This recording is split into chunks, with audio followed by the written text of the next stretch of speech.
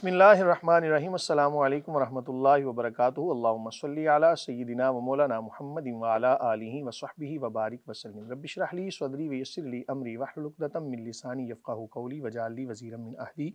आमीन या रब्बल आलमीन। नाज़रीन व सामीन, आप देख रहे हैं मुफ्ती ऑनलाइन और मैं हूँ मुफ्ती सखावत मुनीर नईमी। मेरे साथ मौजूद हैं जनाब मोहतरम कारी अताउल मन्नान साहिब चिश्ती निज़ामी। इनके साथ मौजूद हैं जनाब मोहतरम मोहम्मद अदनान अली हुजवेरी साहब। आप पहली मरतबा तशरीफ़ लाए, प्रोग्राम में वेलकम कहते हैं। जनाब हमेशा की तरह आपकी खिदमत में हाजिर हैं, आपके जमी सवालात के जवाबात लेकर। प्रोग्राम का बाकायदा आगाज़ हम तिलावत कलाम पाक से करेंगे। तिलावत कलाम पाक करते हैं जनाब कारी अताउल मन्नान साहिब। अऊज़ु बिल्लाहि मिनश शैतानिर रजीम। बिस्मिल्लाहिर रहमानिर रहीम।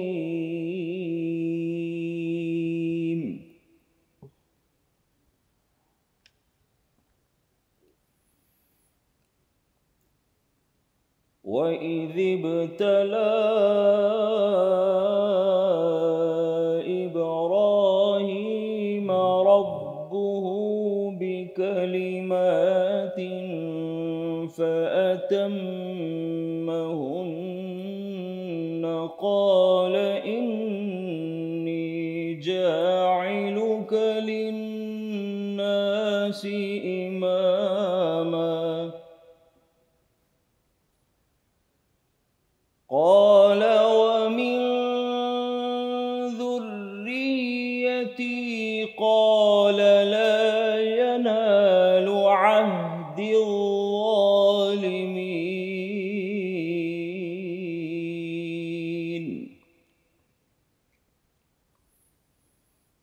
وإذ جعلنا البيت مثابة للناس وأمنا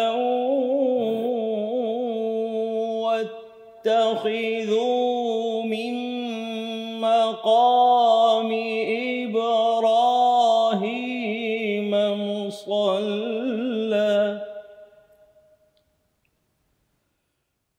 وعهدنا إلى إبراهيم وإسماعيل أن طهرا بيتي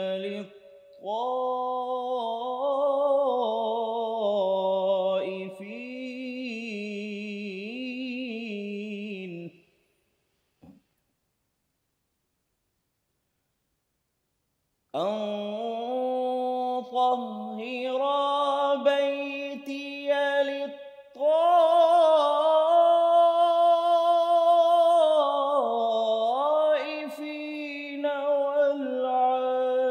والعاكفين والركع السجود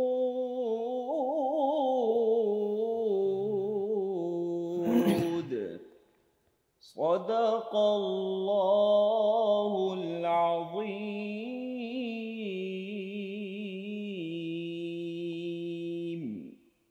माशाअल्लाह, जज़ाकल्लाह, जज़ाकुमुल्लाह खैरा। अहबाब ज़ी वक़ार, आयात बय्यनात आपने समात की। दो आयात आज कारी साहब ने तिलावत की। आयत नंबर 124 और 125 आपने समात की। मफ़हूम समात कीजिए। खालिक़ कायनात ने फरमाया कि जब आज़माया इब्राहीम अलैहिस्सलाम को उसके रब ने चंद बातों से तो उन्हें पूरे तौर पर बजा लाया। अल्लाह ने फरमाया, बेशक मैं बनाने वाला हूँ तुम्हें तमाम इंसानों का पेशवा। अर्ज़ की, मेरी औलाद से भी? फरमाया, नहीं पहुँचता मेरा वादा ज़ालिमों तक। और याद करो कि जब हमने बनाया इस घर खाना काबा को मरकज़ लोगों के लिए और अमन की जगह, और उन्हें हुक्म दिया कि बना लो इब्राहीम अलैहिस्सलाम के खड़े होने की जगह को जाए नमाज, और हमने ताकीद कर दी इब्राहीम अलैहिस्सलाम और इस्माईल अलैहिस्सलाम को कि खूब साफ सुथरा रखना मेरा घर, तवाफ़ करने वालों, इत्काफ बैठने वालों और रुकू व सुजूद करने वालों के लिए। बाब ज़ी वक़ार, पहली आयत मुबारका के अंदर हज़रत इब्राहीम अलैहिस्सलाम की आज़माइश के हवाले से तज़किरा हुआ। خالق کائنات نے حضرت ابراہیم علیہ السلام کو بہت طرق سے آزمایا۔ اب یہ آزمائش بھی اللہ تعالیٰ کے پیاروں پر آتی ہے۔ بہت ساری آزمائش میں سے ایک آزمائش یہ بھی تھی کہ ان کو نار نمرود کے اندر پھینکا گیا۔ اس کے حوالے سے بھی آپ نے ثابت قدمی اختیار کی، شکوہ زبان پہ نہیں لائے بلکہ اللہ تعالیٰ کی طرف ہی رجوع کی۔ کہا خالق کائنات جیسے تو راضی ہے ویسے میں راضی ہوں۔ مال کے ذریعے سے بھی آزمایا گیا۔ آپ کے پاس بہت زیادہ بھیڑ بکریاں تھیں۔ ایک فرشتہ آیا، اس نے سبوح قدوس ربنا و رب الملائکۃ والروح تسبیح پڑھی، بہت پیاری آواز تھی۔ سننے والے خلیل اللہ ہوں، پڑھنے والے فرشتے ہوں، اس تسبیح کا عالم کیا ہوگا۔ اور پھر ظاہر ہے کہ جس کے محبوب کی بات کی جائے، جس کے پیارے کی بات کی جائے، دل کے قریب ہونے والے کی بات کی جائے تو سننے والا جھوم نہیں جاتا تو کیا ہوتا ہے۔ بہرحال مختصر یہ کہ حضرت ابراہیم علیہ السلام نے اپنی تمام بھیڑ بکریاں اس کو دے کر بھی یہ فرمایا کہ مجھے اللہ کا کلام دوبارہ سے سناؤ، کیونکہ اس وقت میں کوئی بھی ادھر ادھر اللہ کا نام لینے والا نہیں تھا۔ بہرحال تمام بھیڑ بکریاں دے دیں اور کہا کہ مجھے پھر سے وہ تسبیح سناؤ، خود کو غلامی میں بھی دے دیا۔ جب یہ ساری آزمائش پوری ہوئی تو فرشتے نے کہا کہ اللہ تعالیٰ کی طرف سے یہ آزمائش تھی، آپ اس میں کامیاب ہوئے، بھیڑ بکریاں بھی آپ کو مبارک ہوں، بس یہ آپ پر ایک آزمائش تھی۔ اس کے علاوہ حضرت سیدنا اسماعیل علیہ السلام، ان کو ذبح کرنا، یہ بھی ایک بہت بڑی آزمائش تھی۔ قرآن نے اس کو بہت بڑی آزمائش اور ذبح عظیم کے ساتھ اس کو تعبیر فرمایا ہے۔ اس کے علاوہ ناخنوں کا کاٹنا، اسی طرح زیر ناف بالوں کا کاٹنا، مسواک کرنا اور ختنہ کرنا، اس کے علاوہ جو بھی فطرت کے اندر چیزیں ہیں جن کو ہم کہتے ہیں کہ یہ فطرت ہیں، تمام انبیاء ان پر عمل پیرا ہوئے۔ مونچھوں کا کاٹنا، داڑھی کا بڑھانا، یہ تمام چیزیں حضرت سیدنا ابراہیم علیہ السلام پر بطور آزمائش آئیں۔ حضرت ابراہیم علیہ السلام نے خلوص نیت کے ساتھ ان کو پورا فرمایا۔ اللہ تعالیٰ نے ان کا تذکرہ قرآن میں فرمایا۔ اس کے بعد خالق کائنات کی طرف سے حکم ہوا کہ میں تمام انسانوں کے لیے آپ کو پیشوا بنانے والا ہوں۔ اب پیشوا کون ہوتا ہے؟ میں ذرا آپ کے سامنے یہ عبارت کا مفہوم پڑھ دوں تاکہ آپ کو پتہ چل جائے۔ مفسر فرماتے ہیں یعنی امام وہ ہوتا ہے جس کا دامن گناہ کبیرہ یعنی کبیرہ گناہوں سے داغدار نہ ہو، وہ امام بننے کی صلاحیت رکھتا ہے۔ ذرا سوچئے گا ضرور کہ اس امامت سے مراد امامت کبریٰ ہے، یعنی ایسا بندہ ہمارا حاکم بننے کا اہل ہے۔ فرمایا کہ احسان و فضل کی صفات سے متصف ہو، یعنی اس کے اندر احسان اور فضل کی صفات ہوں۔ ایسا نہیں ہے کہ صرف دنیا داری کے حوالے سے اپنی جیبیں بھرنے والا ہو، فراڈ کرنے والا ہو، ایسا نہ ہو، بلکہ احسان و فضل کی صفات اس کے اندر ہوں۔ اس کے ساتھ اس میں حکومت کی ذمہ داریوں کو بجا لانے کی قوت بھی ہو، یعنی یہ نہیں کہ صرف آپ نے حکومت کو حاصل کر لیا اور اس کے بعد اپنی مرضی کے مطابق زندگی گزاریں۔ یہ امامت کے منافی ہے جناب، یہ حکومت کے منافی ہے کہ صرف حکومت کو حاصل کر لینا اور بعد میں اپنی مرضی کے مطابق زندگی گزارنا۔ ہمارے ہاں الیکشن ہوتے ہیں اور اس کے اندر کیا ہوتا ہے جناب، ہر کسی کا دل کرتا ہے کہ میں جیت کے سامنے آ جاؤں، لیکن کبھی اس بات کو شاید نہیں سوچا ہوگا کہ اس کے بعد ہمارے اوپر جو ذمہ داریاں آنے والی ہیں وہ کون سی ہیں۔ حضور نبی کریم صلی اللہ علیہ وآلہ وسلم کا فرمان جس کا مفہوم ہے کلکم راعٍ وکلکم مسئول عن رعیتہ، او کما قال، کہ تم میں سے ہر بندہ راعی ہے، ہر بندے سے اس کی رعایا کے متعلق پوچھا جائے گا۔ کوئی حاکم ہے تو اس سے پورے ملک کے متعلق سوال ہوگا، ایک محلے کا اگر کوئی حاکم ہے تو اس سے اس کے متعلق سوال ہوگا، بیوی سے اس کے خاوند کے متعلق سوال ہوگا، خاوند سے اس کی بیوی کے متعلق، اولاد کے متعلق سوال ہوگا۔ ہر بندہ راعی ہے، ہر بندے سے سوالات ہوں گے۔ کاش کہ ہم ذمہ داری کو قبول کرنے سے پہلے ان تمام چیزوں کو بھی سمجھ لیں۔ بہرحال اس کے بعد فرمایا کہ ان خوبیوں والے خلیفہ، یا اس کا بریک کے اندر ترجمہ کرتے ہوئے فرماتے ہیں کہ یا صدر مملکت کے متعلق ہیں۔ یہ تمام چیزیں کسی خلیفہ یا صدر کے متعلق، حاکم کے متعلق یہ چیزیں لازم ہیں۔ حضور نبی کریم صلی اللہ علیہ وآلہ وسلم نے فرمایا ان سے مت جھگڑو، یعنی جو ان صفات کے ساتھ متصف ہوں ان سے جھگڑا کرنا جائز نہیں ہے، لیکن جو فاسق و فاجر ہوں وہ خلافت اور صدارت کے اہل ہی نہیں ہیں۔ سوچئے گا ضرور کہ آج ہم کس نہج پہ کھڑے ہیں۔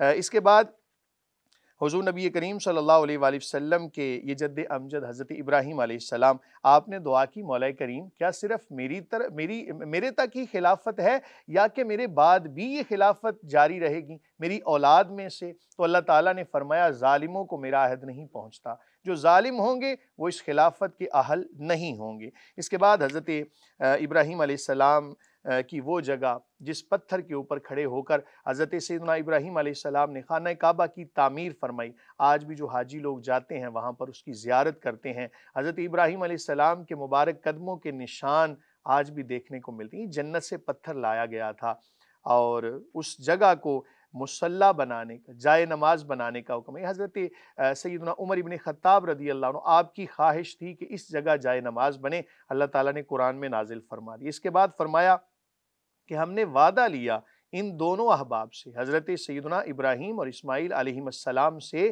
کہ تم میرا گھر صاف رکھنا، بتوں سے بھی اور ظاہری اور باطنی تمام قسم کی نجاستوں سے میرے گھر کو صاف رکھنا، طواف کرنے والوں کے لیے، اعتکاف بیٹھنے والوں کے لیے، رکوع و سجود کرنے والوں کے لیے۔ میرے پاس وقت قلیل ہے ورنہ میں تفصیل سے اس کو بیان کرتا، صرف اتنا یاد رکھنا کہ جو بندہ اللہ کے گھر کی صفائی کرتا ہے، اللہ تعالیٰ کے گھر کو صاف رکھتا ہے، وہ ان دونوں احباب کے نقش قدم پر چل رہا ہے۔ اللہ تعالیٰ ہمیں قرآن مجید فرقان حمید کی تعلیمات کو سمجھنے، بیان کرنے اور ان پر عمل کرنے کی توفیق عطا فرمائے۔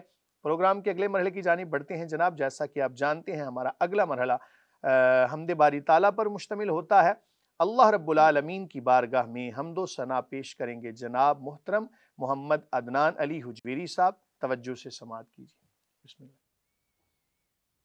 اے خدا ذات کا اپنی مجھے عرفاں ہو جائے، میرا ہر سانس تیرے تابع فرمان ہو جائے۔ صرف دو زاویوں سے میں خود کو ہمیشہ دیکھوں، صرف دو زاویوں سے میں خود کو ہمیشہ دیکھوں۔ زندگی آئینہ سنت و قرآن ہو جائے، زندگی آئینہ سنت و قرآن ہو جائے۔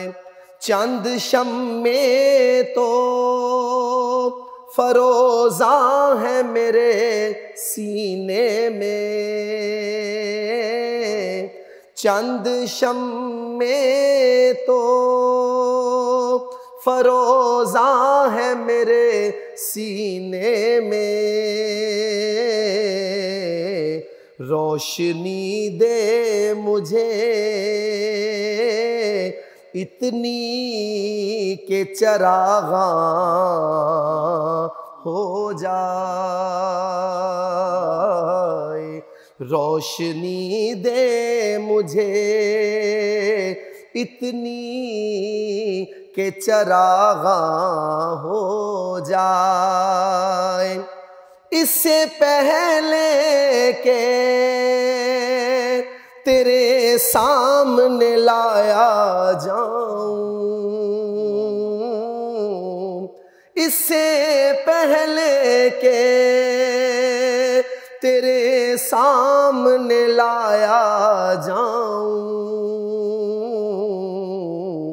معاف ہر ایک خطا سے میرا دامن ہو جائے، معاف ہر ایک خطا سے میرا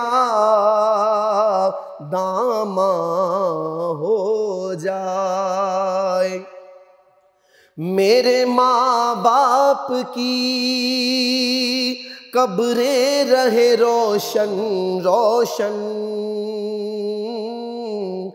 میرے ماں باپ کی قبریں رہے روشن روشن، فضل تیرا میرے بچوں پہ بھی ارزاں ہو جائے۔ تو نے ہر راہ مظفر پہ کشادہ رکھی، تو نے ہر راہ مظفر پہ کشادہ رکھی، آخری راہ بھی اس کے لیے آسان ہو جائے۔ اے خدا ذات کا اپنی مجھے عرفان ہو جائے۔ ماشاءاللہ ماشاءاللہ، جزاک اللہ، جزاکم اللہ خیر۔ احباب جی وقار، حمد باری تعالیٰ آپ نے سماعت کی، روداد، دعائیہ کلمات، ہر مسلمان کی یہ دعا ہونی چاہیے کہ اس کا وقت آخر آسان ہو۔ یاد رکھیں کہ انما الاعمال بالخواتیم، کہ اعمال کا دار و مدار خاتمے پر ہے، جس کا خاتمہ جیسا ہو گیا ویسا ہی اس کے ساتھ معاملہ کیا جائے گا۔ بلا تاخیر پروگرام کے اگلے مرحلے کی جانب بڑھتے ہیں۔ جناب، جیسا کہ آپ جانتے ہیں، ہمارا اگلا مرحلہ حضور نبی کریم صلی اللہ علیہ وآلہ وسلم کی بارگاہ میں عقیدت کے پھول نچھاور کرنا، یعنی نعت رسول مقبول صلی اللہ علیہ وآلہ وسلم پیش کرنا ہوتا ہے۔ نبی کریم صلی اللہ علیہ وآلہ وسلم کی بارگاہ میں عقیدت کے پھول نچھاور کریں گے جناب محترم محمد عدنان علی حجویری صاحب۔ عشق تیرا نام اگر میرا مسیحا ہوتا،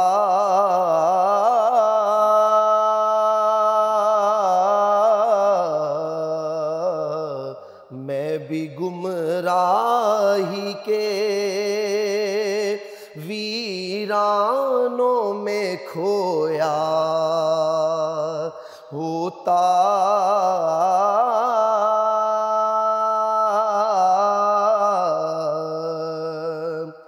تیری نسبت نے سنوارا میرا انداز حیات،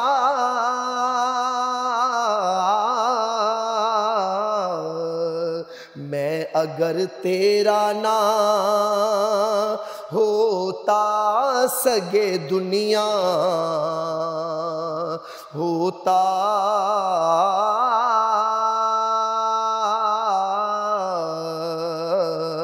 میں اگر تیرا نہ ہوتا سگے دنیا ہوتا،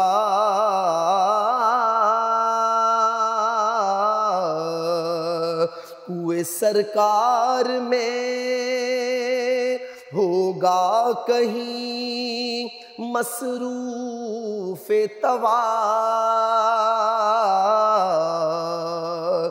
کوئے سرکار میں ہوگا کہیں مصروف طواف، دل اگر سینے میں ہوتا تو دھڑکتا ہوتا،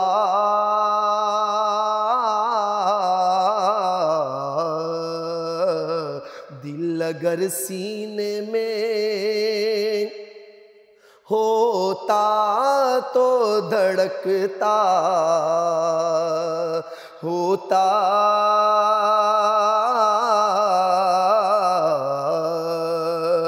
خاک ہوتا تو ہواؤں سے لپٹ کر اعظم خاک ہوتا تو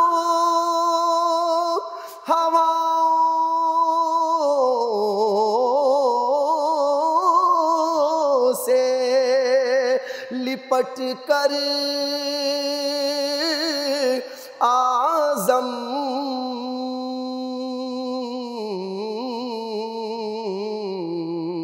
آستانے شہ لولاک پہ پہنچا ہوتا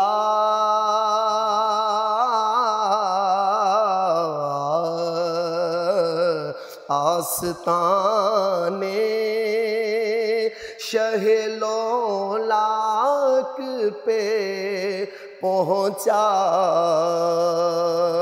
ہوتا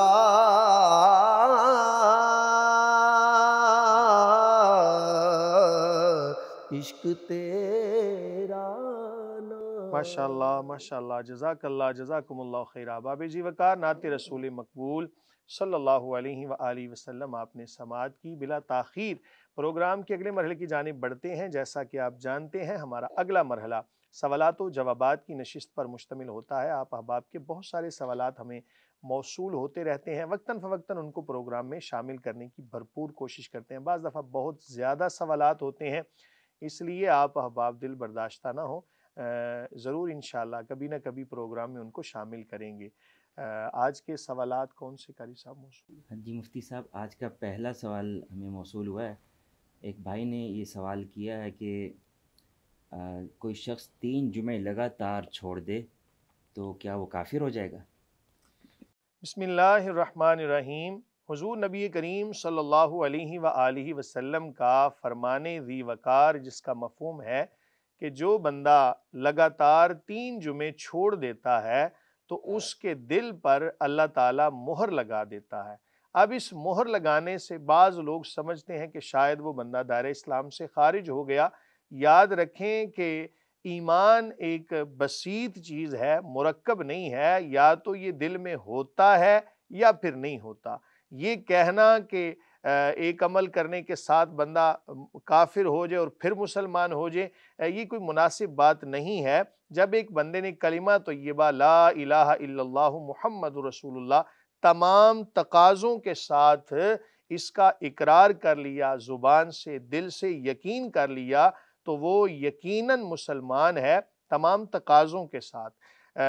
دوسری بات یہ کہ کوئی بھی ایسا عمل کہ جو فرائض سے جس کا تعلق ہو، سنن سے تعلق ہو، واجبات سے تعلق ہو، اس کو بندہ اگر جان بوجھ کر چھوڑتا ہے، اگر تو سستی کی وجہ سے چھوڑتا ہے تو کبیرہ گناہ ہے، اور اگر حلال سمجھ کے چھوڑتا ہے، معاذ اللہ کوئی یہ کہے جی جمعہ ہے ہی نہیں، اور یہ کہے معاذ اللہ کہ نمازیں ہیں ہی نہیں، شعائر اسلام میں سے کسی چیز کی تحقیر کرے، استہزاء کرے، مذاق اڑائے معاذ اللہ، یا ان کا انکار کر دے، ایسی صورتحال کے اندر کسی گناہ کو حلال سمجھ کے کرے، دائرہ اسلام سے تب خارج ہو جاتا ہے۔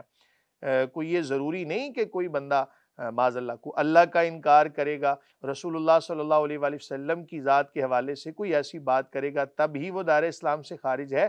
شعائر اسلام میں سے، فرائض میں سے کسی چیز کا انکار، اس کو حلال سمجھ کے کرنا کہ وہ چیز ہے ہی نہیں، یہ دائرہ اسلام سے چیزیں انسان کو خارج کرنے والی ہیں۔ تاہم سستی کی بنا پر، میں آپ کو اصول بتا رہا ہوں، سستی کی بنا پر یا کسی وجہ سے کوئی بندہ نیک عمل نہیں کر پاتا، نماز نہیں پڑھتا، تو اس کو یقینی کافر نہیں کہا جائے گا۔ یہ کہیں گے کہ اس نے کبیرہ گناہ کا ارتکاب کیا۔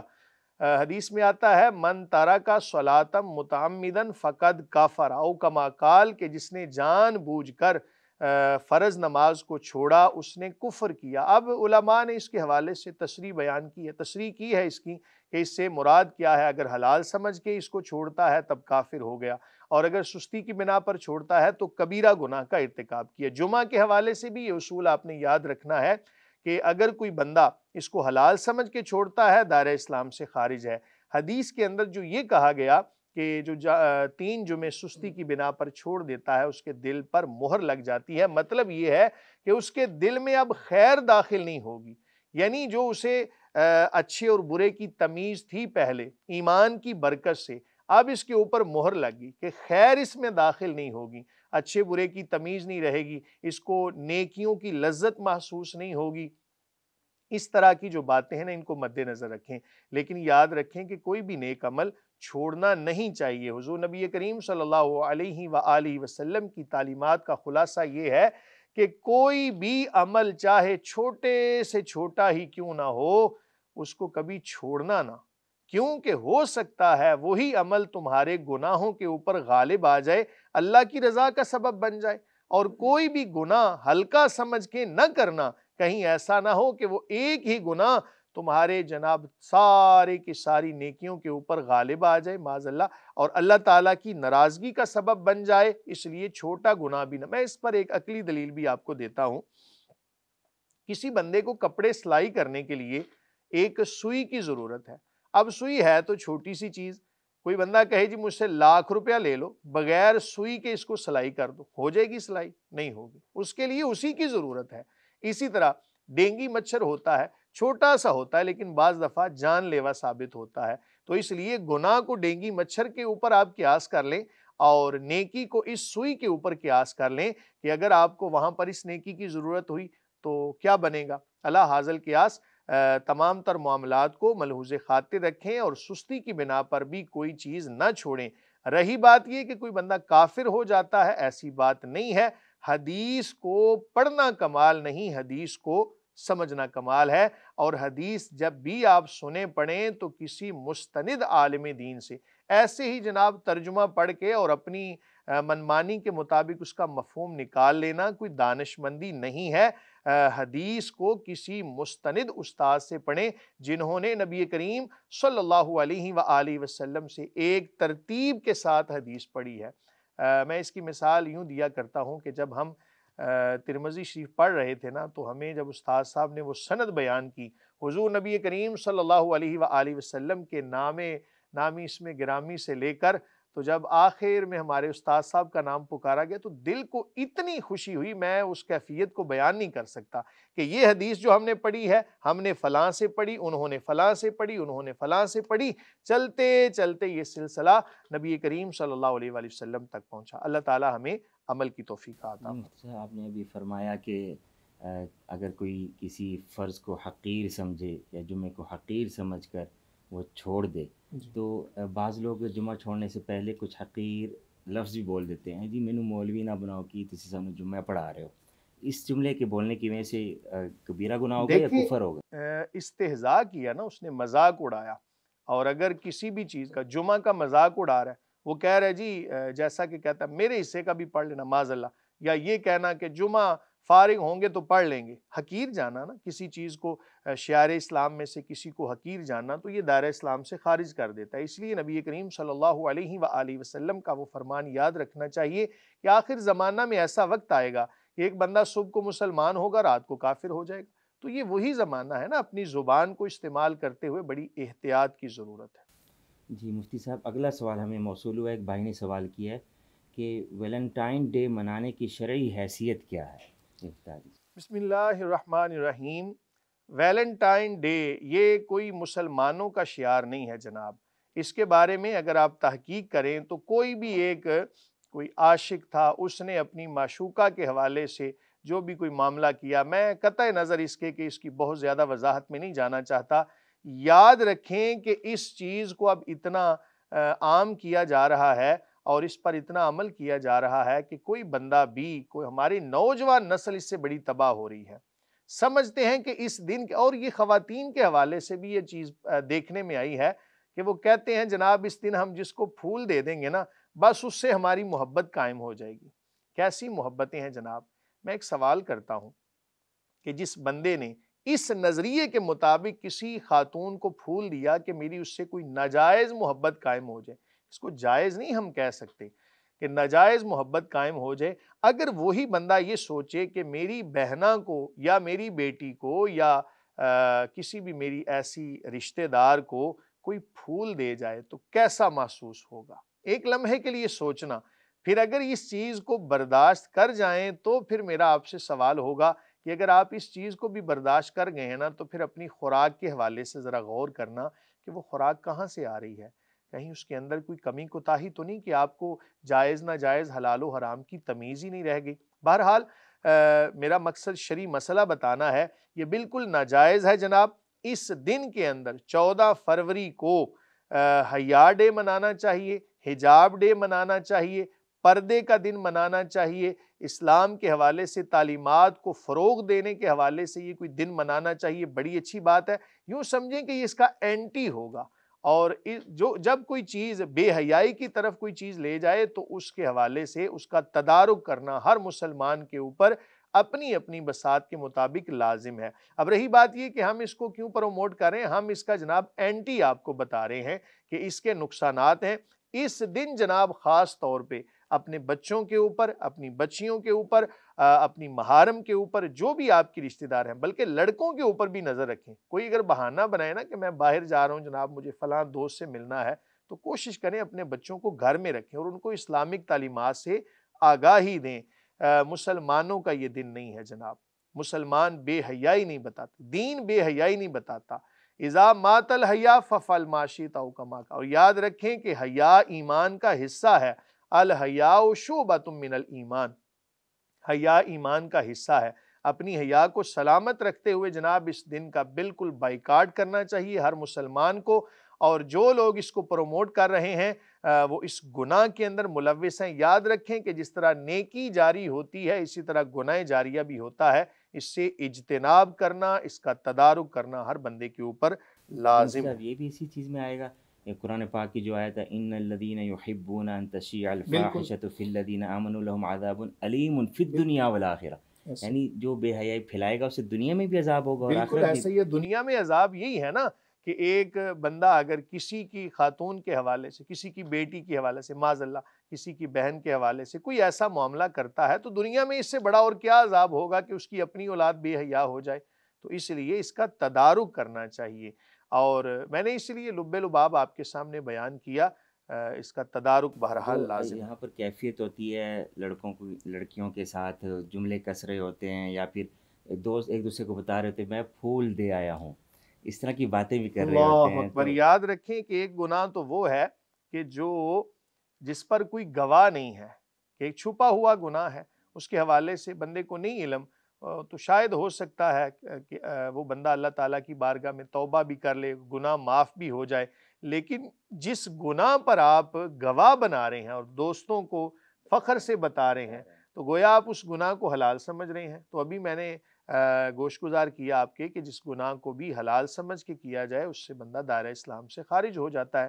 اس لیے اور ایک اور مسئلہ بھی یاد رکھیں، اگر بالاتفاق کسی بندے کو علم نہیں تھا اور اس نے جناب کوئی پھول لیا اور اپنے کسی بڑے کو بطور ادب کے طور پر جا کے پیش کر دیا، لیکن اس کا مقصد یہ نہیں تھا کہ میں کوئی بے حیائی کو فروغ دوں، اپنے والدین کو دینا جا کے پھول، ان کو پیش کریں، محبت قائم ہوگی۔ اپنے اساتذہ کے اگر اس دن کسی کو یہ خواہش ہوتی ہے پھول دینے کی، وہ اپنی بیوی کو جا کے دے دے، بڑی اچھی بات ہے جناب، ہونا چاہیے۔ بیوی کو تو ہر دن دینا چاہیے، اور 14 فروری کو کیوں جناب، آپ 13 کو بھی دیں اور 13 فروری کو بھی پھول پیش کریں، محبت قائم ہوگی نا۔ تو اسلام نے ہر چیز کا ایک جائز طریقہ بھی بتایا ہے، تو اس لیے اپنی بیوی کے حوالے سے، والدین کے حوالے سے، اپنے بڑوں کے حوالے سے کہ جہاں ایک جائز محبت قائم ہوتی ہے، اگر کوئی اس نیت کے علاوہ کوئی اس دن کو مناتا ہے تو پھر شرعی گنجائش ہے۔ بعض لوگوں کی خواہش نہیں رک پاتی تو وہ کہتے ہیں بس نہیں میں تو اپنی خواہش پوری کر کے چھوڑوں گا، تو اس کا رخ بھی موڑنے کا طریقہ ہے بالکل یہی، ایسا اس خواہش کا رخ بیوی کی طرف موڑ دیں اور پھول بیوی کو دے دیں۔ بیوی کو جا کے دیں، لیکن یہ کام بڑا مشکل ہوگا نا۔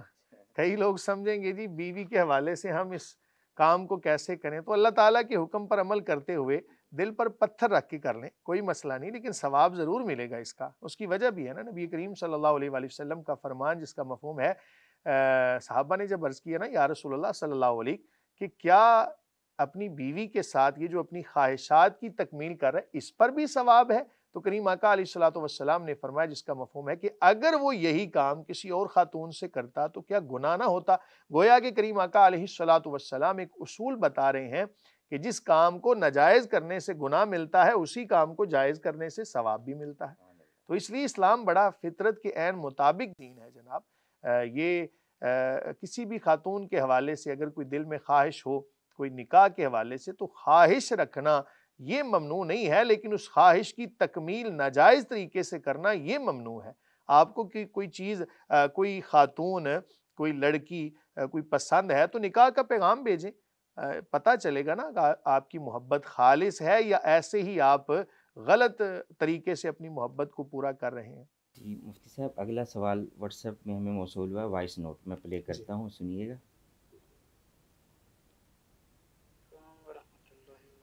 جی مفتی صاحب، اس بھائی نے سوال کیا کہ صبح کی سنتیں، فجر سے پہلے کی سنتیں اگر جماعت کھڑی ہو تو وہ پڑھ سکتا ہے یا نہیں؟ اسی طرح ساتھ میں یہ بھی سوال کر دیا کہ اگر کوئی پہلے نہ پڑھ سکے تو کس وقت پڑھنی چاہیے؟ بسم اللہ الرحمن الرحیم۔ اس سے پہلے کوئی ایک دو پروگرامز کے اندر ہم نے اس کی وضاحت کی تھی۔ میں اس لیے عرض کرتا ہوں کہ جب بھی آپ کو کوئی مسئلہ درپیش ہونا، اگر آپ ترتیب سے ہمارا پروگرام دیکھیں گے تو یقیناً آپ کے بہت سارے مسائل حل ہو جائیں گے۔ چونکہ اب سوال ہو چکا تو میں اس کا مختصر جواب دے دیتا ہوں کہ یاد رکھیں کہ صبح کی سنتیں جو ہیں یہ اپنی اصل کے اعتبار سے نفل ہیں، اور ان کی تاکید بھی آئی کہ رسول اللہ صلی اللہ علیہ وآلہ وسلم نے فرمایا جس کا مفہوم ہے کہ صبح کی سنتیں نہ چھوڑو اگرچہ تمہیں دشمن کے گھوڑے ہی کیوں نہ روند ڈالیں، مفہوم حدیث ہے۔ اب وعید بھی آ گئی اور اصل کے اعتبار سے یہ نفل ہیں، تو نفل نماز فجر یعنی اذان فجر ہو جائے تو اس کے بعد کوئی نفل جائز نہیں سوائے یہ کہ دو سنتیں پڑھی جائیں۔ اگر تو اذان کے بعد یعنی ٹائم شروع ہونے کے بعد آپ نے پڑھ لی سنتیں، بڑی اچھی بات ہے۔ اب سوال یہ ہے کہ ایک بندہ مسجد میں آیا، اس نے دیکھا کہ نماز کھڑی ہو چکی ہے، تو اگر اس کو یقین کامل ہے کہ یہ مسجد کے کسی دوسرے حصے میں سنتیں پڑھ کے تو تشہد تک بھی شامل ہو سکتا ہو، تو اس کو چاہیے کہ اس وعید سے بچنے کے لیے ان کو جناب پہلے ادا کر لے اور بعد میں جماعت کے اندر شامل ہو جائے۔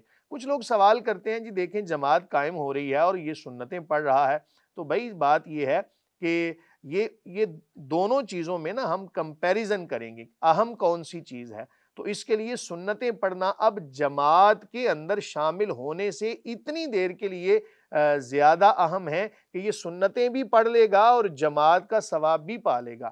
لیکن اگر یہ صرف سنتیں، اگر اس کو یقین ہو کہ میں سنتیں پڑھوں گا جماعت نکل جائے گی، تو اب جناب سنتیں نہیں پڑھے گا، اب یہ جماعت کے اندر شامل ہوگا۔ اور اگر یہ یقین کامل ہے کہ سنتیں پڑھ کے کسی اور جگہ پر سنتیں پڑھ کے تو تشہد تک بھی مل جائے گا، ادھر سے بھی ثواب پا لے گا اور ادھر سے بھی۔ اب اگر بالفرض یہ لیٹ آیا اور جماعت سمجھ لیں کہ تشہد تک پہنچ چکی تھی، اب یہ سنتیں پڑھ نہیں سکتا، جماعت میں شامل ہو جائے، اب جماعت کے بعد تو یہ نفل پڑھ نہیں سکتا کیونکہ یہ سنتیں اپنی اصل کے اعتبار سے نفل ہیں۔ اب یہ کرے گا کہ سورج نکلنے کے بعد ان کو پڑھے گا، کیونکہ اس وعید سے بچنے کے لیے۔ اس کی وجہ بھی یہ ہے کہ ابھی ظہر کا وقت شروع نہیں ہوا اور فجر کا وقت کمپلیٹ ہو گیا، اس کے بعد یہ اشراق کے نفل بھی پڑھ سکتا ہے، چاشت کے بھی، تو ان کو قضا کر لے۔ واللہ تعالی عالم بالصواب۔ لیکن میرا یہ مشورہ ہوگا اس سے پہلے جو ہم نے پروگرامز کے اندر وضاحت کی ہے نا، اس کو بھی لازمی طور پہ سن لیجئے گا۔ میں نے کچھ باتیں عرض کر دیں، کچھ تفصیل آپ وہاں سے سن لیجئے گا۔ جی مفتی صاحب، اگلا سوال، ایک بہن یہ مسئلہ پوچھ رہی ہیں کہ مفتی صاحب میں نے بیٹی کی شادی کی تھی، میری بیٹی کی 2 بیٹیاں بھی ہیں، شوہر سے 2 سال سے کوئی تعلق نہیں ہے اور 5 ماہ سے میکے میں ہے، اب ہم رشتہ ختم کرنا چاہتے ہیں، تو کیا یہ رشتہ ختم کرنا ٹھیک ہوگا؟ بسم اللہ الرحمن الرحیم۔ حتی الامکان کسی گھر کو بسانا چاہیے، ختم نہیں کرنا چاہیے۔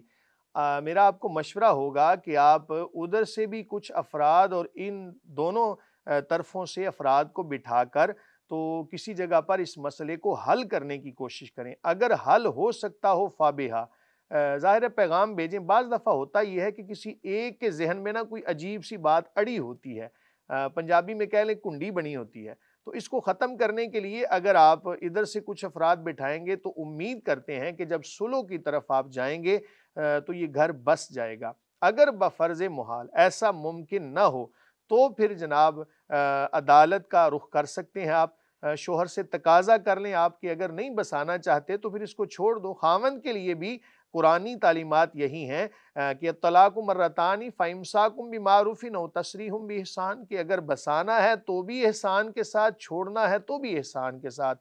تو خاوند سے مطالبہ کر سکتی ہیں طلاق کا، اگر خاوند طلاق دے دیتا ہے فابہا، نہیں تو پھر عدالت کا رجوع کر کے وہاں سے آپ تنسیخ نکاح کی ڈگری جاری کروا سکتی ہیں۔ واللہ تعالی عالم بالصواب۔ صاحب اگلا سوال وائس نوٹ میں موصول ہوا ہے، سنیے گا، میں پلے کرتا ہوں۔ وعلیکم جی کر سب کی حالات ٹھیک ہو باقی سے سناؤ سب ٹھیک ٹھاک؟ کر سب مسئلہ ایک کہ نہ وضو کر کے یعنی کہ استنجا کر کے نکلے ہیں پھر وہ اثر کیا تو دوبارہ وضو استنجا کرنا پڑے گا کہ یا وضو کر سکتا بندہ؟ جیسے مہربانی جی مفتی صاحب، یہ بھائی اس میں پوچھنا چاہتے ہیں کہ وضو کیا ہے تو بعد میں پھر ہوا نکل گئی ہے، ہوا خارج ہو گئی ہے، تو دوبارہ وضو کرنا ہوگا یا دوبارہ استنجا بھی کرنا پڑے گا؟ تو اس طرح کے مسئلہ پوچھ رہے ہیں، جواب دیجیے گا۔ بسم اللہ الرحمن الرحیم۔ شریعت کا یہ حسن ہے کہ کوئی بھی چھوٹی سے چھوٹی بات ہو اس کو بیان کرتے ہوئے شریعت بالکل کلیئر الفاظ میں بیان کرتی ہے، کیونکہ اگر ہمیں جو پوشیدہ مسائل ہوتے ہیں ان کے بارے میں آگاہی نہیں ہوگی تو ہم آگے کیسے چلیں گے؟ تو اس لیے کچھ لوگ اس کو معیوب سمجھتے ہیں، جی ایسی باتیں آپ ٹیلی ویژن پہ یا چینل پہ بیان کرتے ہیں، تو بھئی شریعت نے ظاہر ہے پاکی ناپاکی کے حوالے سے جو مسائل ہیں وہ ہمیں شریعت نے نہیں بتانے تو اور کون بتائے گا؟ رسول اللہ صلی اللہ علیہ وآلہ، بلکہ قرآن میں آتا ہے ان اللہ لا یستحیی ان یضرب مثلا ما بعودۃ فما فوقہا، خالق کائنات کی یہ سنت ہے کہ خالق کائنات جس چیز کی بھی مثال بیان فرمائے، اور بھی آپ قرآن کا اگر مطالعہ کریں تو شریعت کے حوالے سے کلیئر باتیں کی جاتی ہیں۔ تاہم یہ مسئلہ یاد رکھیں جناب کہ آپ نے وضو کیا، آپ واش روم سے ہو کے آئے، قضائے حاجت سے آپ واپس ہوئے، آپ نے وضو شروع کیا، اس جگہ پر یا وضو کر کے آپ نے بعد میں کوئی ایسا مسئلہ بن گیا، ہوا کا اخراج ہو گیا، تو کچھ لوگوں کے ذہنوں میں یہ ہوتا ہے کہ اب ہم دوبارہ واش روم میں جائیں اور استنجا کرنے کے بعد پھر آ کے وضو کریں۔ تو اگر اتنا وقت آپ کے پاس ہو تو آپ کر لیں، بہتر ہے۔ اگر بالفرض آپ ایسا نہیں بھی کرتے، وضو آپ نے کر لیا تھا، اب جیسے ہی آپ یہاں پر ابھی اعضائے وضو جو ہیں وہ گیلے تھے، ہوا کا اخراج ہو گیا، تو آپ دوبارہ سے وضو کریں گے، دوبارہ آپ کو استنجا کرنا لازم نہیں ہے، تو اسی طرح آپ وضو کر کے باقی عبادات کر سکتے ہیں۔ واللہ تعالی عالم۔ سننے میں آیا کہ ہوا جب خارج ہوتی ہے تو ساتھ میں کچھ اثرات پخانے وغیرہ ایسا کے بھی کوئی ہوتے ہیں۔ مسئلہ نہیں جناب، اگر وہ کپڑوں کے ساتھ ہوا لگ جائے یا کوئی بھی ایسی ذرات وغیرہ اگر نکل آئے پھر تو ظاہر ہے کہ پھر تو استنجا کرنا لازم ہے۔ اصول بھی بتا دیتا ہوں آپ کو کہ جب تک نجاست اپنے محل کے اندر ہوتی ہے، اپنی جگہ پر قائم ہو، مثلا انسان کے جسم میں معدہ کے اندر اور مختلف نالیوں کے اندر خون ہے اور نجاست بھی اس کے پیٹ کے اندر موجود ہے، تو جب تک وہ اپنی اصل جگہ پر ہے تب تک وہ پاکی کے حکم میں ہے۔ جب وہ اپنے محل سے خارج ہوگی تب اس کو دھونا لازم ہوگا، اور اگر اتنی زیادہ خارج ہو گئی کہ جو 1 درہم سے زیادہ ہے تب تو اس کا دھونا فرض ہے۔ تو اگر کوئی ایسا مسئلہ نہیں ہے، صرف ہوا کا اخراج ہوا ہے، تو ایسی صورتحال کے اندر اگر استنجا نہیں بھی کریں گے تب بھی آپ وضو کر لیں گے تو آپ کا وضو کامل سمجھا جائے گا۔ جی مفتی صاحب اگلا سوال، ایک بھائی یہ سوال پوچھ رہے ہیں کہ ایک وکیل کو پتہ ہوتا ہے اور وہ اکثر کیس میں جھوٹ بھی بولتا ہے اور دوسری طرف ایک آدمی سچا بھی ہوتا ہے، اس کی بھی وکالت کرتا ہے، تو وکیل کو تو یہ سارا کچھ معلوم ہوتا ہے مکمل صورتحال، تو کیا وکالت میں جھوٹ بولنا جائز ہوتا ہے؟ اس کی آمدن حلال ہوتی ہے یا حرام؟ یہ بسم رہنمائی اللہ فرمائیں۔ الرحمن الرحیم۔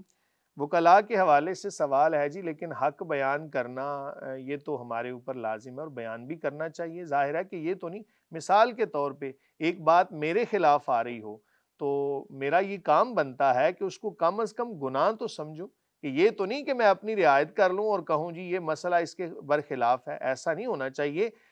اسلام ایسا دین ہے کہ جو بالکل جناب واضح بات کرتا ہے، کسی کے خلاف ہو یا کسی کے حق کے اندر ہونا بھی یہ چاہیے، عدل و انصاف کا تقاضا بھی یہ ہے۔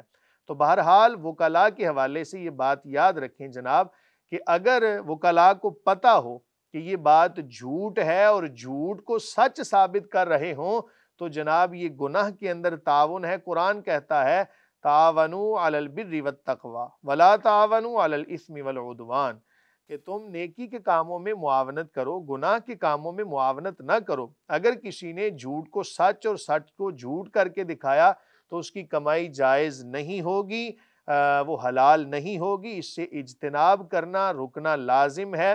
یاد رکھیں کہ دنیا کے اندر اللہ تعالیٰ نے جو انسان کا رزق لکھا ہے نا، وہ اس کو کسی نہ کسی حوالے سے ضرور ملے گا۔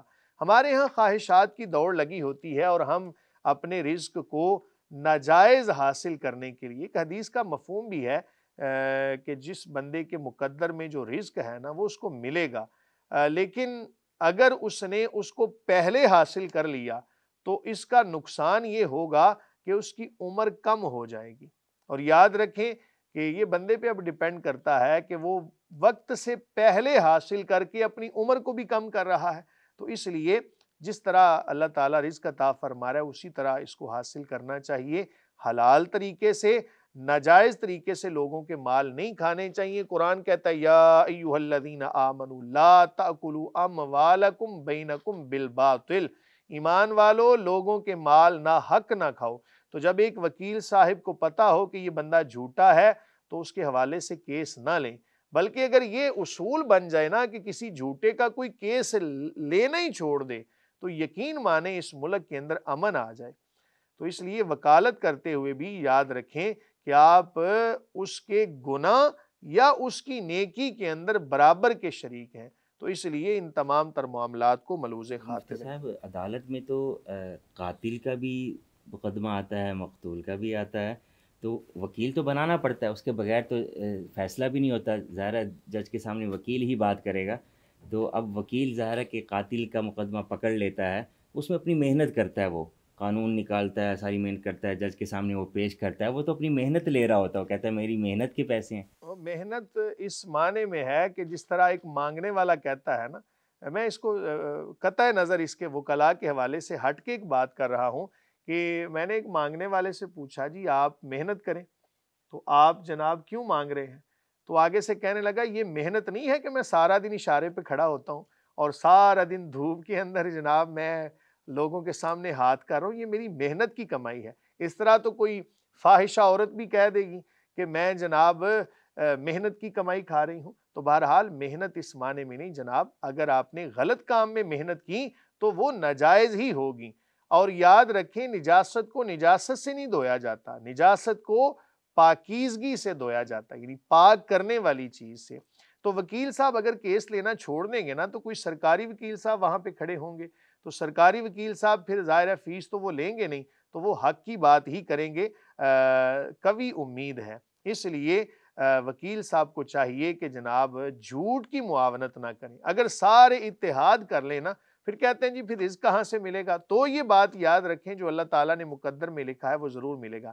ایک یہ ہیلا کیا جا سکتا ہے، اگر آپ کو پتا ہے کہ یہ بندہ قاتل ہے اور آپ کو اس کا کیس لینا بھی لازم ہے تو آپ پھر اس کا کیس لے لیں اور اس کا جناب عدالت میں جو بھی رائٹ ہے نا، سچی بات، وہ کسی بہانے سے کر کے تو اس کو سزا دلوا دیں، تو یہ آپ کی کمائی امید کرتے ہیں کہ غلط نہیں ہوگی۔ بہت شکریہ مفتی صاحب، اور آپ سب احباب کا بھی بہت شکریہ جو اپنے سوالات ہمیں بھیجتے ہیں۔ امید ہے مفتی صاحب کے قرآن و سنت کی روشنی میں دیے گئے جوابات سے آپ کو خوب رہنمائی ملی ہوگی۔